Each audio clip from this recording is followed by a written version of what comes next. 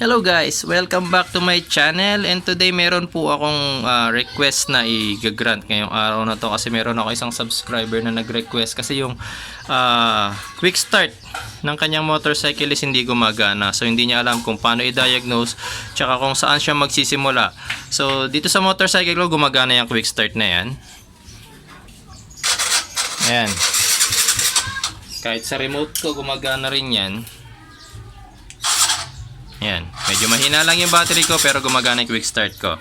Pero papakita ko na lang sa inyo yung mga bagay na kailangan gawin, mga kailangan i-check. Kasi kung hihintayin ko pa na masira rin yung quick start ko, hindi siya gumana. So hindi ko malalaman kung kailan mangyayari yon. Kaya kahit gumagana pa yan, tuturo ko na lang sa inyo kung paano i-diagnose yung quick starting ninyo, paano malaman kung alin yung may problema at alin yung may sira. Pag hindi gumagana ang quick starting ng motor nyo, meron 4 na factors na pwedeng nag-malfunction dyan. Okay, so kung alam nyo naman na ayos yung fuse at gumagana naman ang electrical accessories ng inyong motorcycle, so probably wala sa fuse yun. So 4 na factors pa yung pwede nating tingnan kung bakit ayaw gumana ng quick starting. Una is yung switch.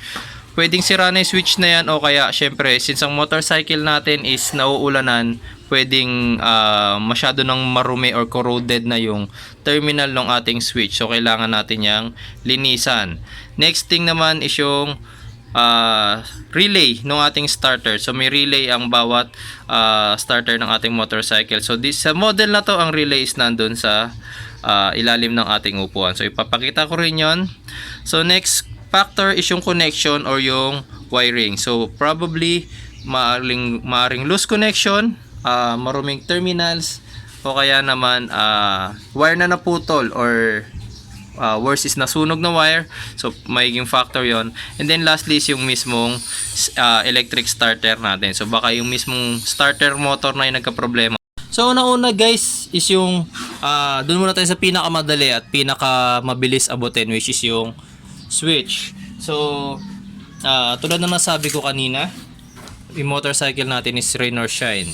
So maaring wala namang kasing sealant yan so napasok ng tubig, maaring naging rust corroded na, o kaya naman dirt. So bubuksan lang natin yan. Meron lang naman yan 2 tornilyo sa ilalim. Ayan. So yung mismo mga tornilyo nga guys nagkakakalawang na. So may tendency na kinalawang din dun sa loob. So yun yung kailangan nating inspect at linisin. Tapos tatanggalin lang muna natin siya sa pagkakakabit dun sa ating throttle lever. Ayan. So sa loob guys, sa itsura nya, yan. Yung contacts niya, tama ako? Kinalawang na nga siya. So every time na pipindutin kasi natin to, ayan. Nagkakaroon ng contact yung trigger natin, yung yellow wire, and then yung red wire na yun is nagkakaroon ng contact. So kailangan lang muna nating malinisan itong switch na to. So there are 2 ways para malinisan yan. Unang-una is yung tatanggalin mismo yung switch, then manually lilihahin nyo, or kung wala naman kayong time for that, pwede kayong gumamit ng contact cleaner. So may nabibili nito sa mga auto supply, nakakabili nito sa ewan ko kung meron sa mga motorcycle shop, pero sa auto supply ko nabili to. And hindi nyo naman mauubos ang isang lata, so marami kayong pwedeng paggamitan yan. Bili na lang din kayo para mas madali yung gagawin yung paglilinis. Tas all you have to do is to spray doon sa metal parts nitong ating switch. Pag ginawa nyo nga pala to guys, make sure hindi nyo malalanghap yung mist, hindi rin tatama sa mata nyo, kaya medyo ilayo ninyo. Tapos sprayan nyo lang yan. Ayan. Regarding nga pala sa paggamit ito, hindi ko alam guys exactly kung nagiging cause ito para matanggal yung pintura ng ating fairings ng ating motorcycle. So wala rin naman nakalagay dito sa indications sa kanyang directions for use kung nakakasira ba siya ng paint. Pero just to be sure, iwasan nyo na lang siyang tumama or tumulo doon sa mga painted areas ng ating motorcycle, especially sa fairings na mahal magpa paint job. Ayan. So tulad sabi ko kanina, kung ayaw nyong gumastos para doon sa contact cleaner, pwede nyo yung tanggalin directly. So, lilihahin nyo yan. So, ito merong nakaipit na cable tie. So, kailangan na natin yung putulin para makuha natin mismong wiring. Ayan. So, pinutol ko na yung cable tie.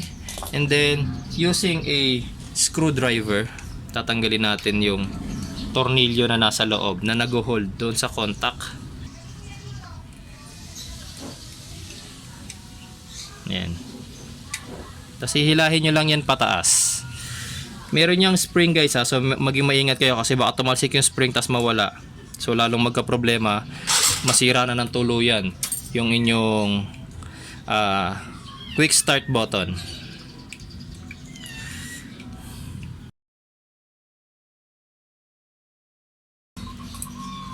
Ayan, so ito yung kailangang contacts na malinisan ninyo. Ayan. Tapos yung nasa loob na yun, nasa gitna na yun. So gamit yung pinaka-pinong liha. Pinaka-pinong liha yung ginagamit dyan. Itong terminal na to, lilihahin nyo lang yan. Lilinisin lang yan. Tapos yung mismong button may bakal din yan. So yan, kailangan din natin yung malinisan.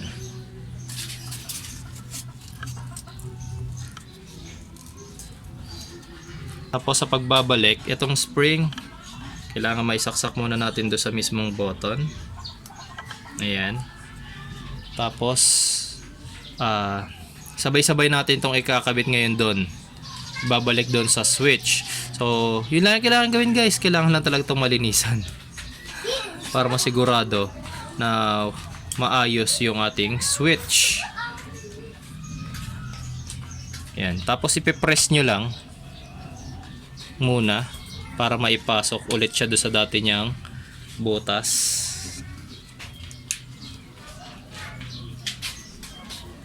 Medyo mahirap lang yung pagbabalik nito guys ha, pero tsatsagain nyo lang talaga.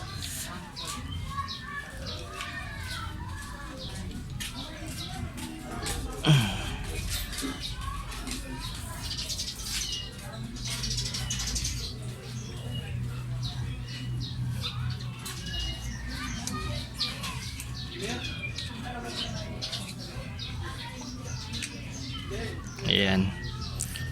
Ayan. And guys, so before nyo higpitan ngayon yung tornilyo, kailangan make sure na maabot ng metallic contact yung button, yung ating quick start button. So itutulak natin siya using this maliit na screwdriver. Yan, so kapag naidikit na natin siya sa button, pwede na natin siyang sikipan. Ayan.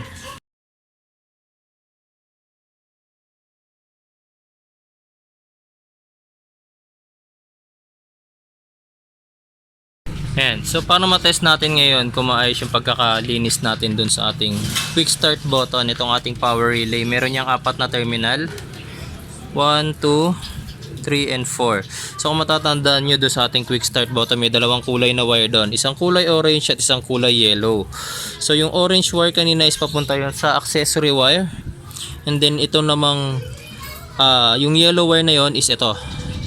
So every time na pipindutin natin yung ating quick start button, itong test light, yung other end is nasa negative terminal na ng battery, and then yung pin ay yung pinaka tip ng test light, ididikit natin sa metal part nitong terminal number 4, itong may yellow wire na to. Then kapag pinindot natin yung quick start button guys, dapat iilaw ang test light na yan. Sandali lang, on ko lang ignition switch. Ayan. Pansinin nyo, every time na pipindutin ko yung quick start button, umiilaw yung test light ko. Ayan. So, ibig sabihin, nagsisend ng command yung aking, nagsisend ng power rather, yung aking quick start button going sa relay na to. So, bakit hindi gumagana? So, probably, maaring yung relay naman natin yung nagkakaroon ng problema. O kaya,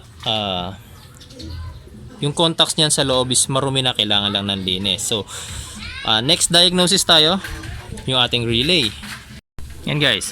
So, para malaman naman natin kung yung relay natin ang may problema. So, 4 tulad kanina ang sinabi ko, apat ang terminals niyan. So itong yellow wire kanina, sinabi ko na galing yan sa quick start button natin. So yan yung positive trigger natin.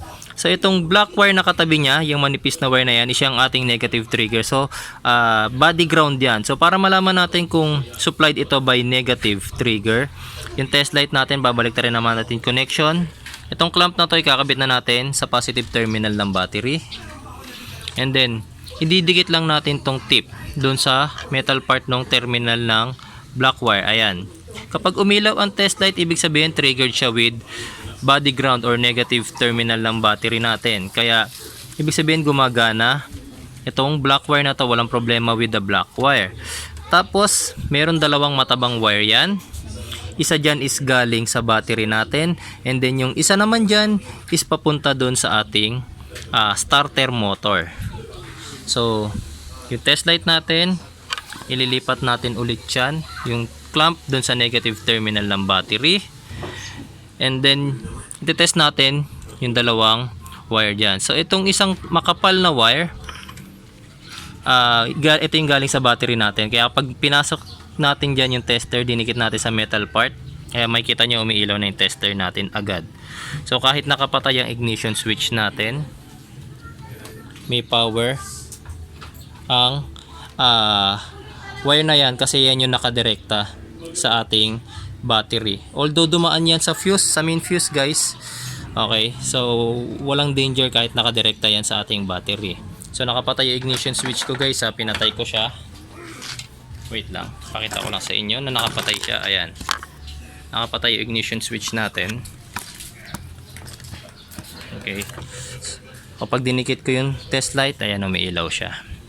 So ibig sabihin supplied ng power ang ating relay. This is number 30 terminal lang ating relay. Ito yung dalawa is yung trigger yan, number 85 and number 86 ng relay natin. Last thing na lang para malaman natin kung gumagana nga itong relay na to, turn on natin yung ignition switch. Kasi itong wire na to, yan ay papunta ngayon sa ating starter. So kung hindi gumagana yung ating relay, hindi magsusupply ng power itong wire na to going sa starter natin, kaya hindi gumagana yung ating starter. Turn on yung ignition switch, and then kapag pinindot natin ngayon yung ating quick start button, dapat iilaw yung ating test light. Ayan, makikita nyo kasabay ng pagtunog ng relay, umiilaw yung test light ko. Okay, so indication yan na working ang aking relay. Ngayon kung hindi na siya tumutunog tapos using test light hindi na rin siya gumagana, so probably sira na yung relay nyo, kailangan nyo na yung palitan. So nakakabili naman ng relay sa mga accessory shop ng motorcycle. Tapos may advice ko na rin pala guys, since nabuksan nyo na yung relay, using contact cleaner ulit, linisan nyo na lang din yung terminal and also yung contact nung relay. So tatanggalin ko lang yan.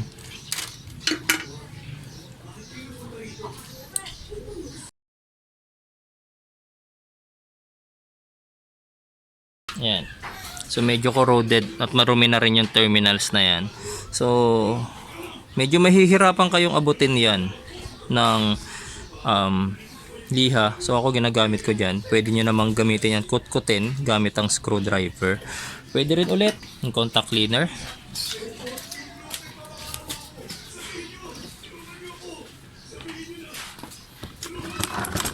Yan. So gamit si contact cleaner, ini-sprayan ko lang yung mga terminals na yan.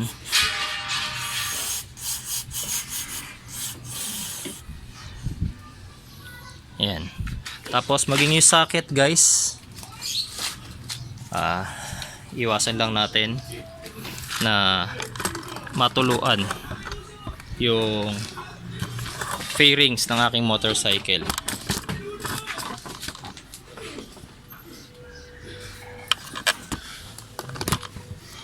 Ayan.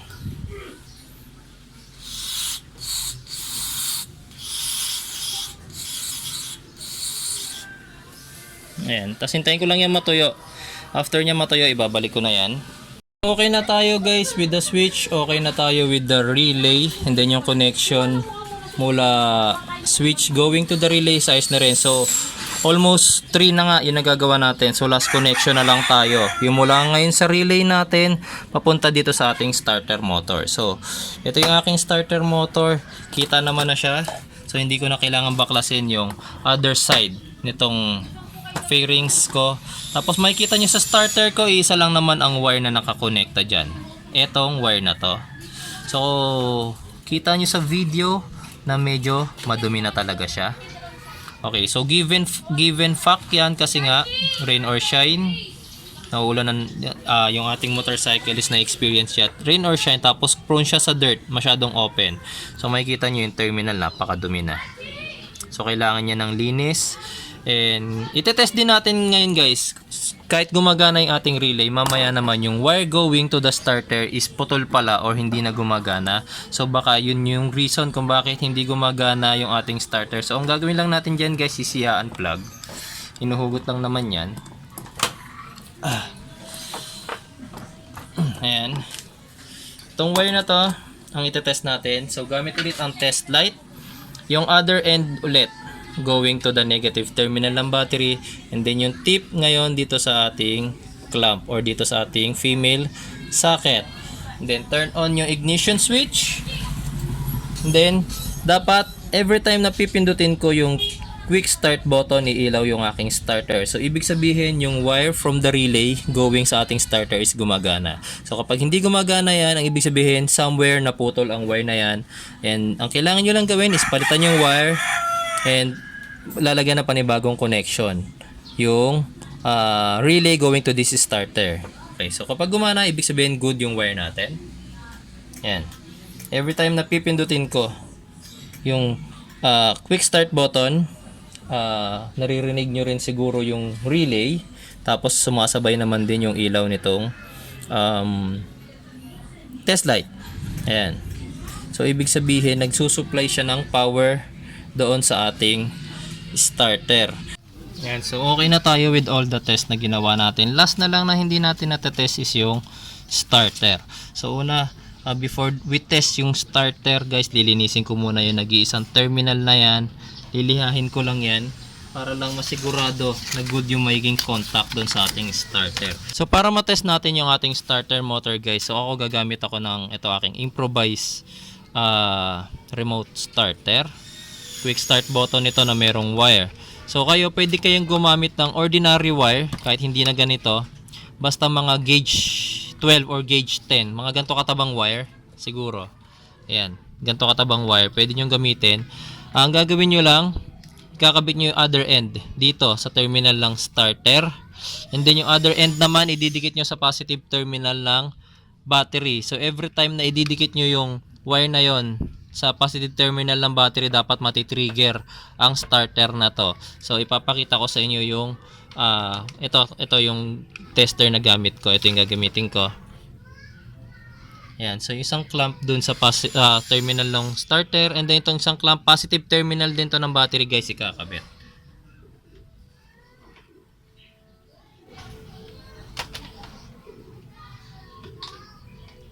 Ayan.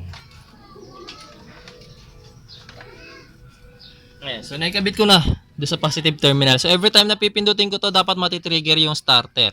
So kung wala man kayo nito, tulad na sabi ko, kapag dinikit nyo na yung other end ng wire doon sa positive terminal ng battery, dapat mati-trigger yung starter ninyo. So dapat ganito yung magiging tunog nyan. Ayan. Ayan, medyo mahina lang yung battery ko guys, kaya medyo hirap na siyang matrigger.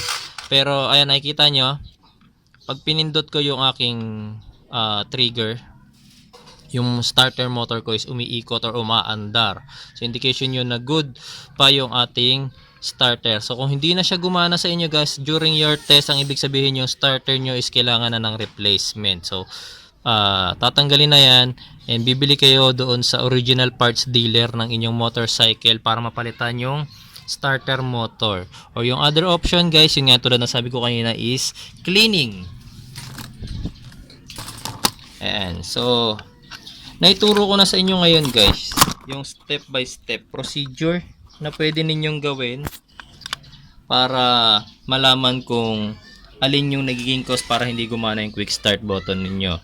Okay, so yun lang yung factors guys. Lahat itinuro ko na, so wala nang ibang factor na pwedeng maka-affect kung bakit hindi pa gumagana yung inyong quick start button. Okay, so I hope sa araw na to guys natutunan nyo kung paano i-diagnose yung sira ng inyong quick start button. And next video ko guys sa susunod, papakita ko kung paano linisin yung inyong starter motor. So kung sakaling yan man yung problema, at least alam nyo kung paano ayusin. Okay guys, so kita-kita po tayo sa susunod kong video, and maraming salamat po sa inyong panonood. Thank you!